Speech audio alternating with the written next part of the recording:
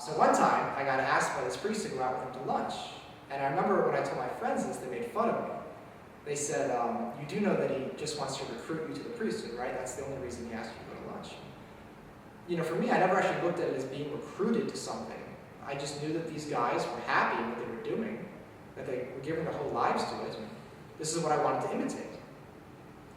Something else that I would hear when I became more vocal about my, not just thinking about the priesthood in general, but actually looking at a religious order like the Dominican Friars, was, it's great that you have this, plan for your life, you have this direction, you want to give yourself to service, but, couldn't you just do this in, a more normal way?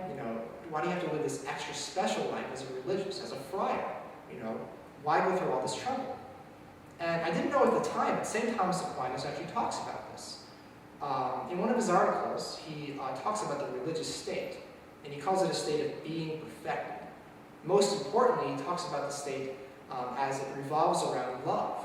You see, St. Thomas sees in both the Old and New Testament that there's this commandment of love. It's the universal commandment that even Christ talks about in the gospel. And there are two ways that a Christian can fulfill this commandment of love.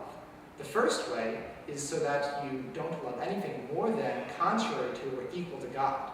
Now, this is the commandment that every Christian is bound to follow. But there's a second way that St. Thomas talks about. St. Thomas says that there are some people who want to give away everything they have.